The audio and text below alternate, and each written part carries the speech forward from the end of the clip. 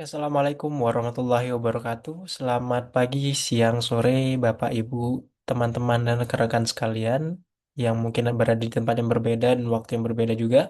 Perkenalkan, saya Arifan Setiawan, mahasiswa jurusan Teknik Industri, BINUS University Online.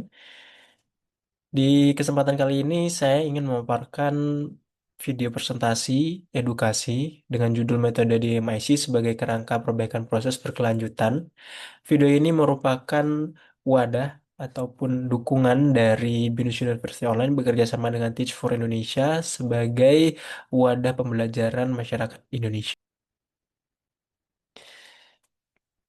Berikut profil identitas penyaji, saya Rahman Setiawan dengan NIM 28025611186.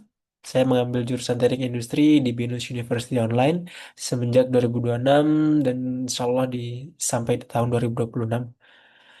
Di sini topik yang saya ambil adalah metode DMIC sebagai kerangka perbaikan proses yang berkelanjutan.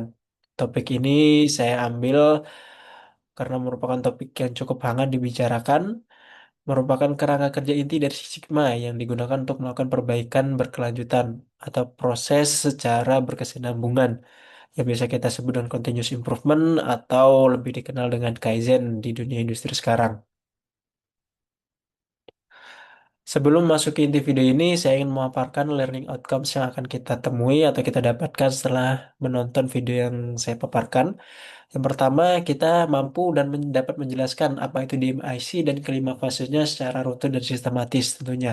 Kedua, kita dapat mengidentifikasi tools atau alat-alat yang cocok dan dapat digunakan dalam setiap fase DMIC itu sendiri, yang tentunya cukup variatif dan eh, sistematis. Dan yang ketiga dan paling utama adalah kita dapat menerapkan kerangka DMIC pada studi kasus sederhana maupun kompleks di lingkungan kerja nyata. Sebelum masuk ke DMIC, ada baiknya kita harus tahu Six Sigma itu sendiri. Six Sigma adalah metodologi manajemen kualitas berbasis data yang bertujuan mengurangi cacat hingga hanya 3,4 per 1 juta kesempatan saja, yang biasa kita sebut dengan 3.4 defect per million opportunities. Awal mulanya di tahun 1986, Bill Smith di perusahaan Motorola mengembangkan Six Sigma untuk pertama kalinya. Lalu dilanjutkan pada era 1990-an dari perusahaan General Electric yang dipopulerkan oleh Jack Welch. Six Sigma dapat menghemat sekitar 12 miliar dolar per kurun waktu 5 tahun. Lalu pada tahun 2000-an, perusahaan-perusahaan global secara menyeluruh mulai menerapkan Six Sigma dalam penyelesaian masalahnya, seperti Toyota, Boeing, sampai dengan rumah sakit, bahkan perbankan sekalipun. Jadi Six Sigma itu sendiri bukan hanya teori. Ini menjelaskan bahwasanya Six Sigma adalah pendekatan yang sudah terbukti dan menghasilkan perbaikan yang cukup nyata. Baik, kita masuk ke DMIC. Apa itu DMIC? DMIC merupakan kerangka kerja inti dari metodologi Six Sigma untuk perbaikan proses berkelanjutan. Perlu ditekankan bahwa proses yang diajukan merupakan proses yang sudah ada, bukan proses yang akan dibuat. Jadi DMIC itu sendiri juga merupakan akronim dari 5 kata yaitu define, measure, analyze, improve, sampai dengan control. Define adalah definisi masalah dan tujuan. Measure adalah pengukuran dari kinerja proses yang akan kita lakukan analisis. Lalu analyze yaitu menganalisis akar penyebab masalah dari proses yang akan kita teliti atau kita analisis. Lalu dilanjutkan dengan improve atau improvement adalah merancang dan mengimplementasikan solusi yang efektif dari permasalahan yang ada. Baru setelah dalam dikatakan layak, kita melakukan kontrol dalam kurun waktu tertentu untuk mengontrol hasilnya. Perlu kita ketahui dari 5 kata ini merupakan suatu metodologi yang runtun dan sistematis, mulai dari define, measure, analyze, improve, sampai dengan kontrol. Jadi, kita akan lakukan breakdown satu persatu pengertian dari define sampai dengan kontrol berikut dengan contoh kasus nyatanya. Di sini, tahap pertama atau fase pertama adalah define, yaitu pendefinisian permasalahan. Contoh kasus yang kita ambil adalah perusahaan air minum kemasan. Tools yang cocok untuk kita terapkan adalah ketiga tools berikut, yaitu Project Charter, di mana merupakan dokumen tujuan yang berisi dengan tujuan, scope, timeline, dan tim project. Lalu ada diagram SIPOK, yaitu diagram yang merumuskan poin-poin utama dari setiap lini suppliers, input, proses, output, sampai dengan customers. Lalu ada tools voice of customer sampai to critical to quality, yaitu metodologi untuk mengetahui kebutuhan sampai dengan ekspektasi pelanggan, bahkan sampai critical to kualitasnya. Contoh kasus di sini kita ketahui permasalahan utama dari perusahaan air minum kemasan adalah 12% produk ditemukan bocor sampai ke tangan konsumen. Kita bisa mendefinisikan masalahnya, tingkat defect sebesar 12% ini merupakan defect yang cukup besar melebihi toleransi sebesar 2%. Proyek ini bertujuan untuk melakukan eliminasi defect di bawah 2% dalam kurun waktu 4 bulan. Sehingga outputnya bisa ketahui seperti berikut. Kita bisa lihat project charter sampai dengan voice customer-nya, critical to kualitasnya juga ada.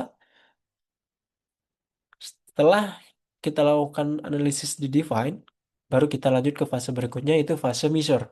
Dari fase measure, berdasarkan contoh case yang kita lakukan sebelumnya, kita lakukan tiga analisis menggunakan tiga tools utama, yaitu data collection plan, measurement system analysis, sampai dengan analisis proses kapabilitasnya. Di sini, berdasarkan contoh kasus yang kita lakukan sebelumnya, metode yang dilakukan adalah sampling 500 botol per hari selama 2 minggu. Hasil pengukurannya didapatkan sebagai berikut. Defect rate terukur sebesar 11,8%, sehingga ini cukup konsisten dengan temuan awal 12%. Dari ini kita bisa menggunakannya sebagai baseline project utama, dan bisa kita lanjutkan ke langkah selanjutnya, yaitu analisis masalahnya. Masuk ke fase berikut, fase 2, visualisasi dari tools di fase 2. Kita lanjut ke fase ketiga, yaitu analisis atau analyze. Di sini tiga tools utama yang cocok kita terapkan adalah fishbone diagram.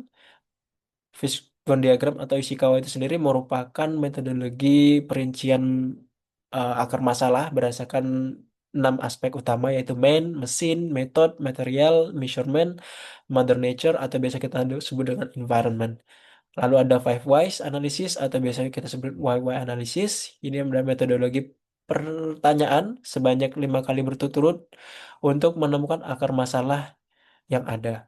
Lalu dilanjutkan dengan Pareto chart-nya, yang merupakan chart prinsip dari 80% masalah adalah dari 80% masalah timbul dari 20% penyebab.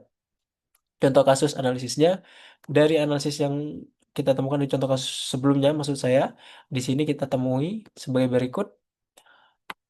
Fishbone diagramnya, five ways-nya seperti ini. Lalu kita temuin di Pareto chart-nya, sebanyak 73% caca disebabkan satu masalah, yaitu suhu mesin chiller tidak konsisten di angka kurang lebih 15 derajat Celcius dari target. Bervariasi di angka 15 derajat Celcius dari target. Dari sini akar masalah teridentifikasi secara objektif dan terukur. Kita bisa lanjutkan temuan berikut ke fase improve atau improvisasi, menerapkan solusi yang paling optimal untuk menyelesaikan masalah yang ada. Di sini kita menerapkan tiga tools utama, yaitu FMA, Failure Mode Effect Analysis, di mana RPN terdiri dari severity times occurrence times detection sebagai patokan melakukan prioritas solusinya. Lalu kita lanjutkan dengan tools brainstorming dan DOA sebagai langkah eksplorasi solusi potensial secara terstruktur. Lalu dalam kurun waktu tertentu kita lakukan hasil pilot testnya untuk uji coba skala kecil sebelum implementasi secara penuh. Kita lakukan analisis improve dan didapati sebagai berikut. Solusi yang diterapkan adalah kalibrasi ulang mesin sealer setiap shift, penambahan sensor suhu otomatis, dan pembuatan SOP baru untuk operatornya.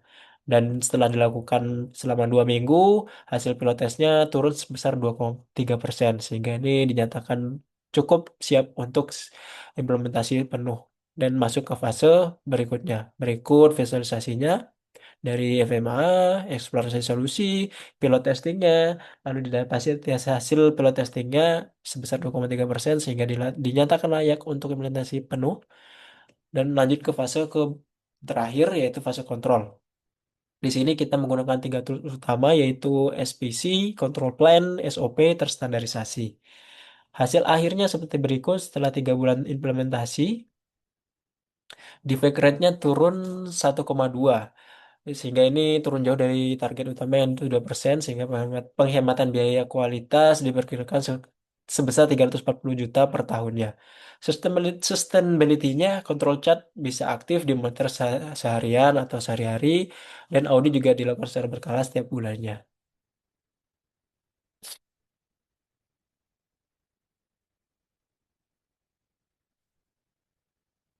Oke, setelah penjelasan yang saya paparkan runtut dari define sampai dengan kontrol, berikut studi kasus terintegrasinya. Sini saya ambil contoh perusahaan logistik, yaitu dengan case pengiriman terlambat. Kita melakukan define, di sini definisi masalah keterlambatannya lebih dari 2 hari. Kita lakukan pengukuran, baseline keterlambatannya sebanyak 25% keterlambatan.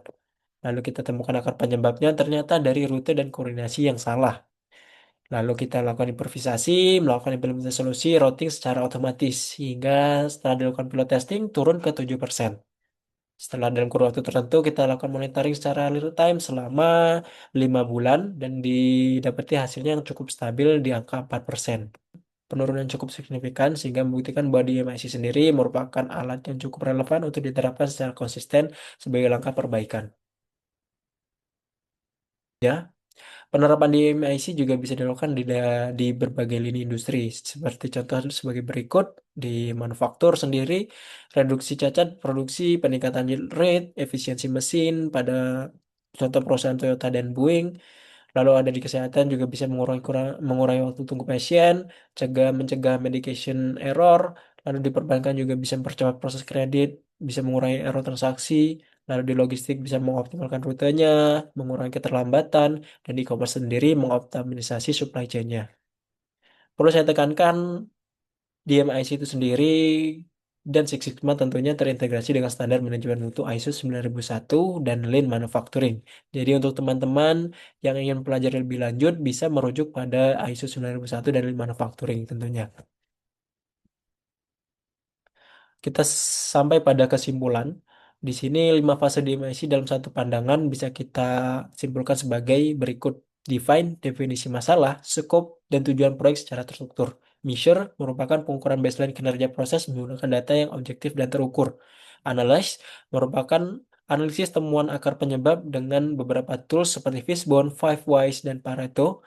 Lalu improve merupakan fase implementasi solusi berbasis bukti melalui berbagai tools juga, contoh FMA dan pilot test.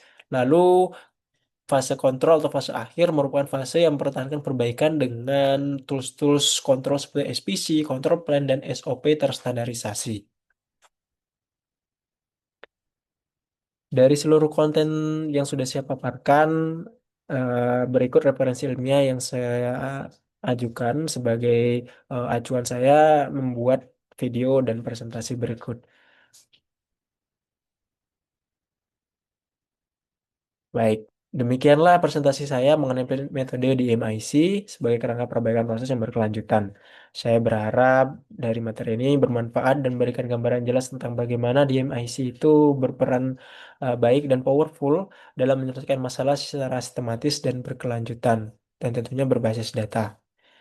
Video ini merupakan video edukasi bagian dari program Community Service BINUS University Online, tentunya bersama dengan Teach for Indonesia sebagai wujud kontribusi nyata mahasiswa dalam dunia pendidikan.